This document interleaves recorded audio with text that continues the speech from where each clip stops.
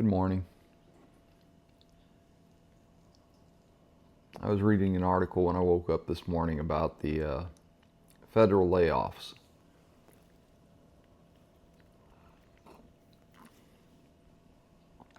Cheers. So,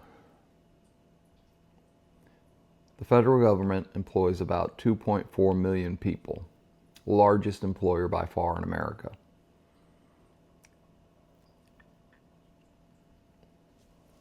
That's a lot of people.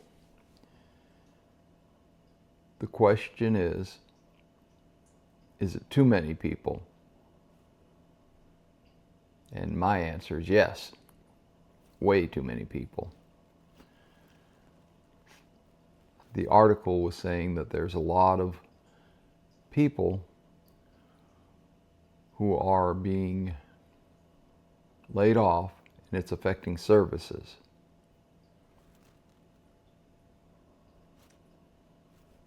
I suppose it is affecting services. How much is yet to be seen.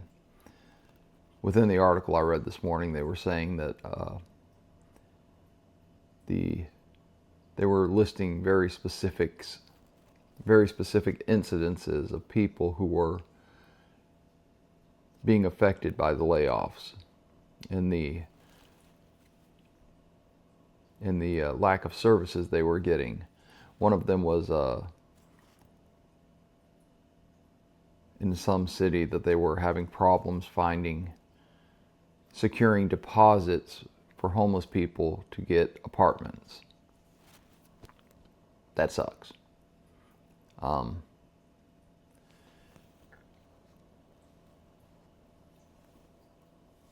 Another example was federal park offices were reducing their hours because of a lack of staff. That sucks.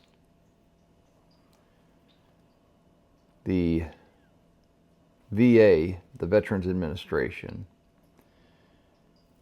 said that they are having their staff reduced. A lot of people took the federal buyout, and that they're having trouble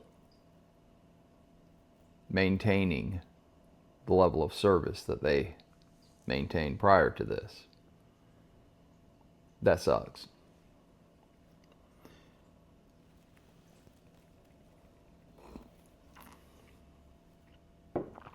The article went on to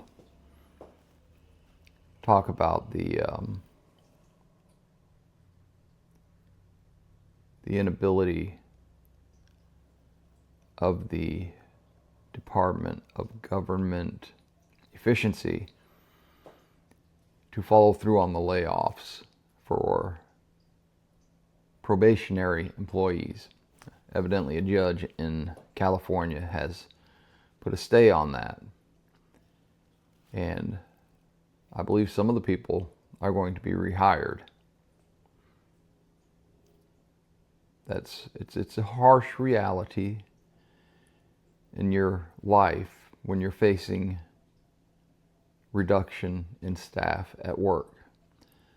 I faced it. I'm sure most of you have faced it on the public side of life. It's not easy having to go out and get another job. No job is guaranteed.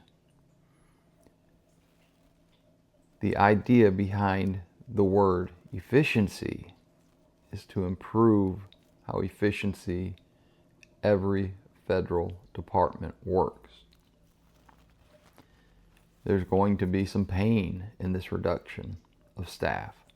There's always pain when you reduce staff of any business, and the business of government is no exception. There's going to be some pain. The idea is not to have less services, but to be more efficient. As a libertarian, I would prefer us to have less services as well. I don't think that the government should have its nose in the business of business. And I certainly don't think that the government should be doing that. The old boy network should be intact. I think the old boy network should be tore down, done away with. We.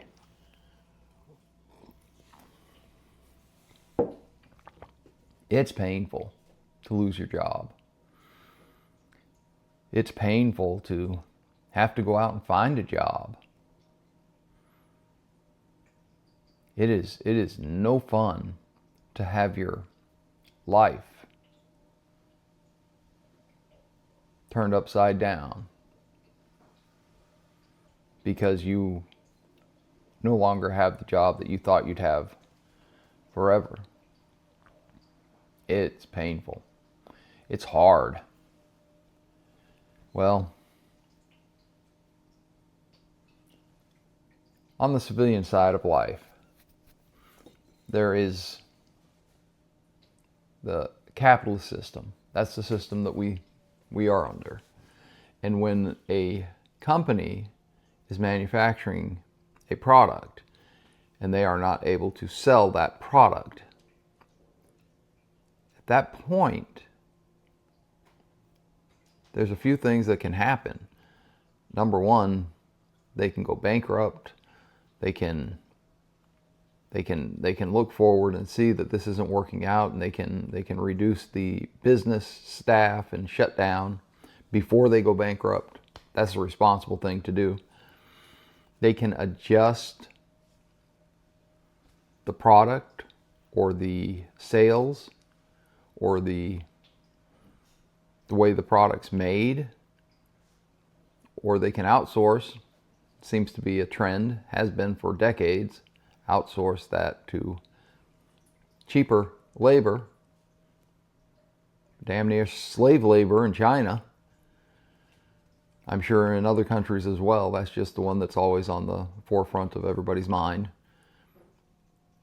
So those are the repercussions of poor product, high price, basically capitalism, supply and demand. And you can't expect a company to continue to produce a product, whether it's a service or a product, at a loss. It doesn't work. It is a losing proposition to continually produce a losing product that nobody's willing to buy, or nobody's willing to purchase the service of. That's capitalism. Supply and demand. And if the supply and demand aren't able to meet somewhere in the middle, then that business goes out of business. The federal government's business is to serve its constituents, its citizens. That's us. The federal government is 2.4 million employees strong.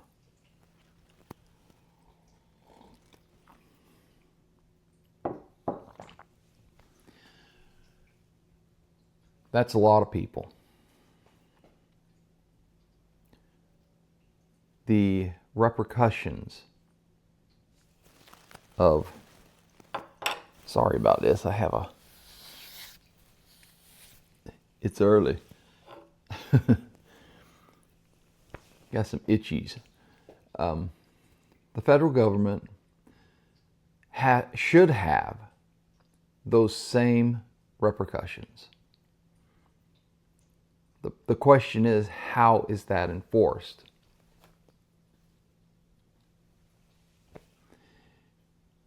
That's not an easy question. I do promise you this, right now, we're paying way too much for the services that we're getting. You can disagree with that.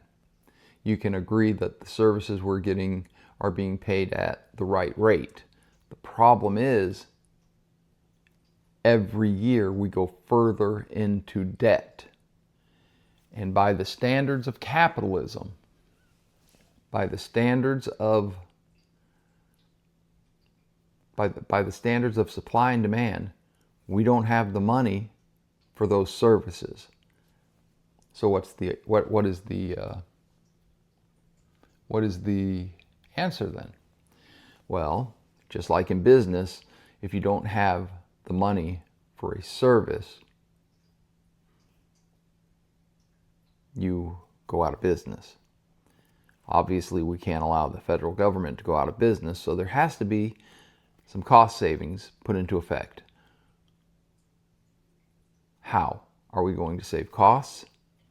Well, we could have a Department of Government Efficiency that cuts jobs and increases the efficiency of the departments. Thus far, all I've heard about is the cutting of jobs. Is the Department of Government Efficiency increasing efficiency? I don't know. I don't know if that's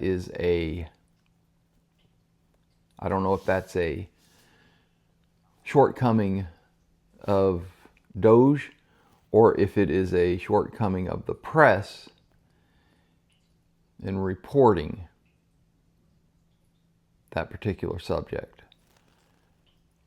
I don't know. And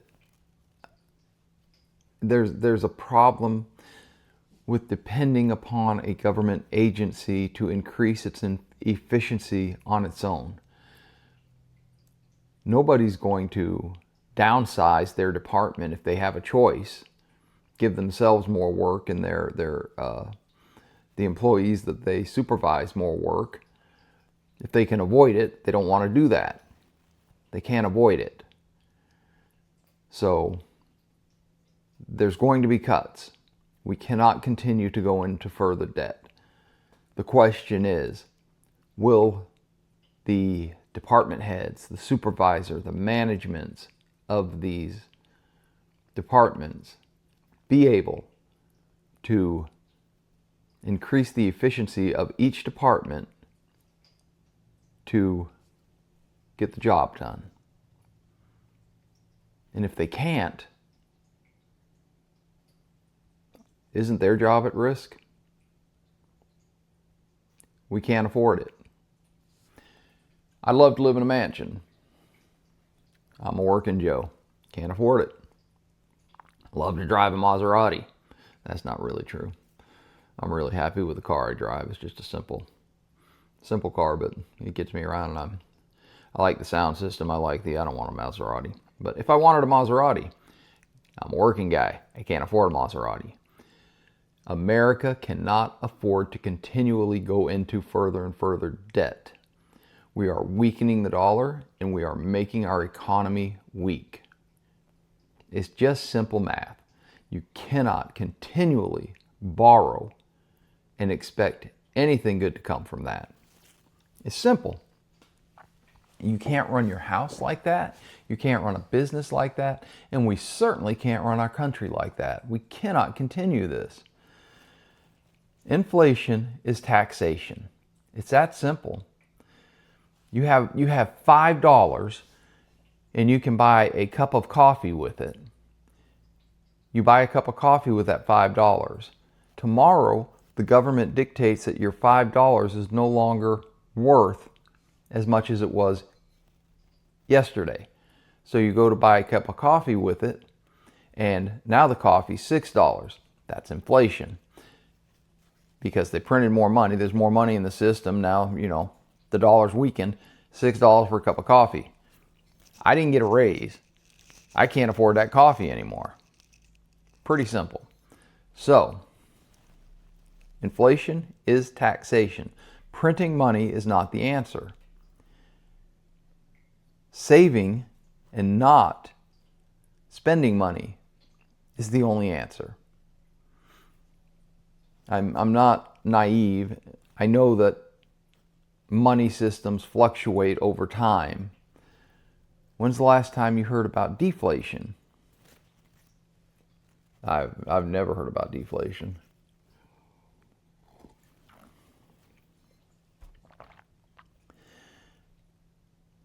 I'm a big advocate for keeping the penny.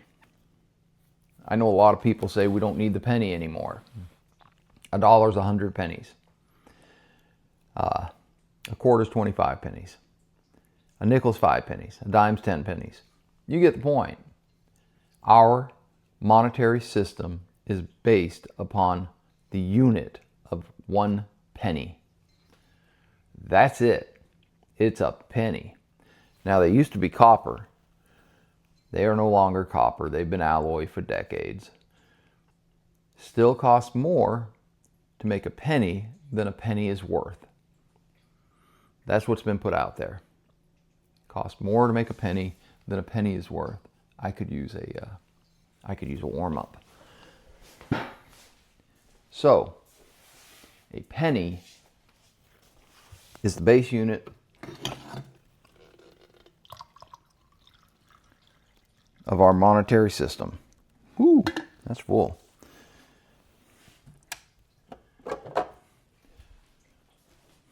If the penny is done away with, it is basically an admission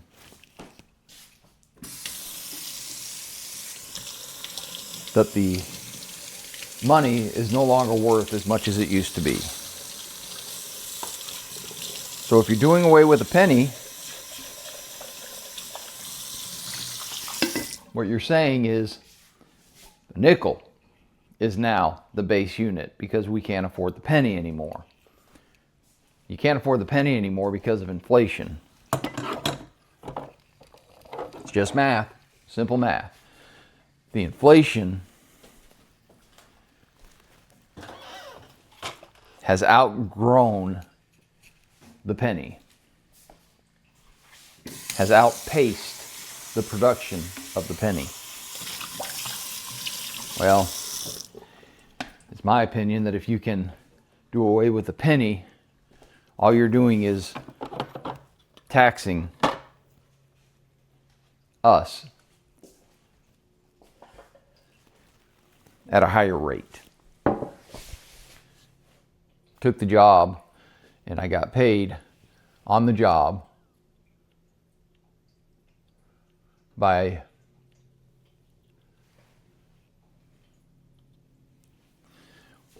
so you get paid at your job for so much money an hour. And usually people describe their job as being a payment of, $5, $10, $15, $20, $25 an hour, something like that. But what you're really getting paid is 500 pennies an hour if you're making $5 an hour. That's your base rate. That's the money you're making. So if you're now getting paid in nickels as the base unit instead of pennies, $5 an hour, you're making 200 nickels an hour? Inflation. You're no longer making the base unit of 500 pennies or 500x. You're making 200x. Doing away with the penny is an admission that our money is on a runaway streak of inflation. Probably not being very clear this morning. Doing my best. Some mornings there's not enough coffee in the world.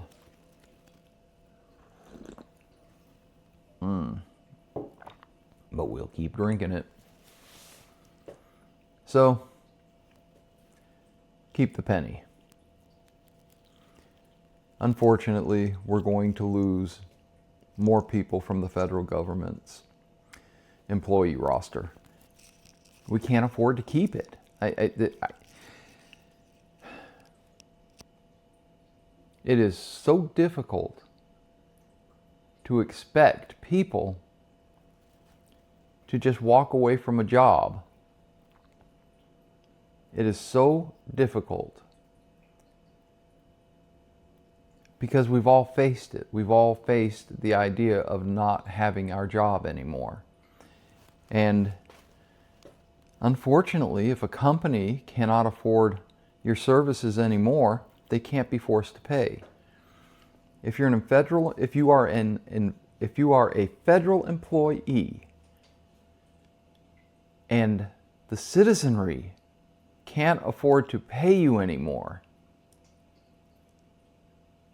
there is the option to make us pay you still, because everything the government does is done at the end of a barrel of a gun. Because when it comes right down to it, everything you do, every tax you pay, every time you give the government money, do for the government what they want you to do, that's at the threat of violence. If you don't think it's at the threat of violence, don't pay your taxes. See if they come get you. They will. They'll do it in steps. First they'll send you a letter. Then they'll send an agent. Eventually they send law enforcement to come and take you away. At that point you have to face your charges. Everything the federal government does is at the threat of violence. This is the problem. Right now, at the threat of violence, we continue to pay for things we can't afford. I think that's called extortion.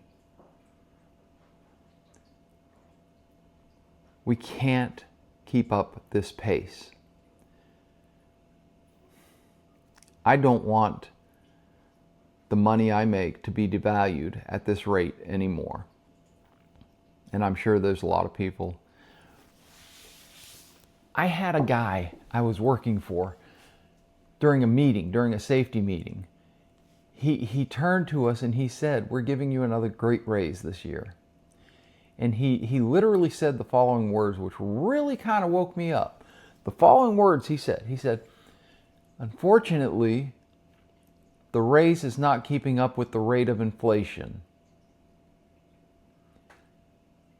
However, if we were to keep up with the rate of inflation, we would go out of business immediately." And if you do the math and you look at it, then yeah, he's right. So, inflation is taxation. The sooner we understand that, the better off we are. Your money's not as worth as much as it used to be. That's taxation. It's taxation of the worst kind because it's hidden taxation that most people don't understand. It makes me very angry. Arr. Coffee.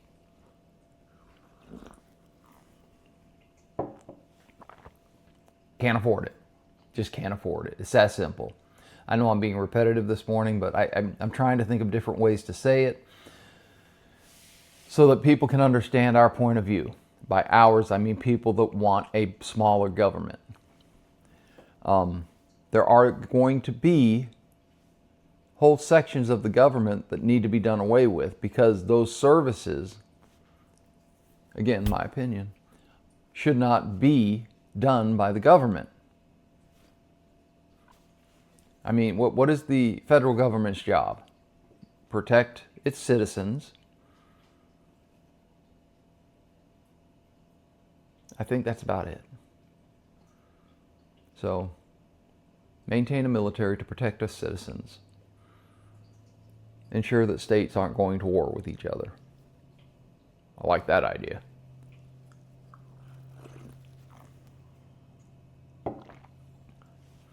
We can't afford you. It's unfortunate, but the truth of the matter is we can't afford the federal government as it is. So, there's got to be a reduction somewhere. I don't envy the job that, it's such a silly name, that Doge has. I don't envy Elon Musk in what he has to do. He has very quickly become one of the people in America who is thoroughly disliked. I don't dislike the man. I don't know the man. I think he's got a horrible job to do, and he's going to be hated no matter what he does during that job. I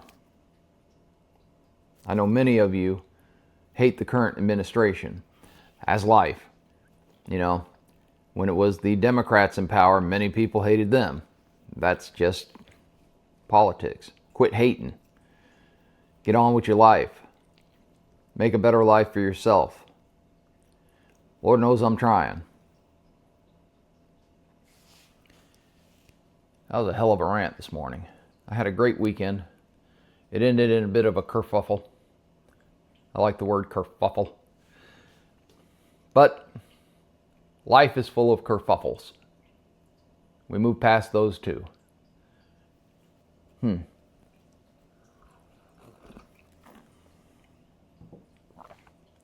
I don't hate government employees. I just can't afford them. You can't afford them. We as a whole cannot afford them. I would like for everybody's taxes to be reduced. That would be wonderful. Can't reduce taxes if the bill keeps going higher from the federal government. I'm sure you would like to pay less taxes. Can't pay less taxes unless we cut something out of the bill. You want a new car? Can't have a new car unless you get a new bill. Got to pay the electricity bill. Can't run more appliances unless you're willing to pay more for your electricity bill. We can't afford the government. It's too much money. So, I didn't know I was going to talk about that this morning, but I woke up a little bit early and I read an article, and this is where I landed. At 26 minutes and 45 seconds. That's a rant. I hope you all have a great week. It is a glorious Monday. We're going to have a good weather day. I have to call and get my air conditioner fixed because I live in Georgia and it gets daggum hot. Daggum. Kerfuffle. Daggum. Have a good cup of coffee. Find peace, love, and definitely have some great dreams. Until next time, ciao.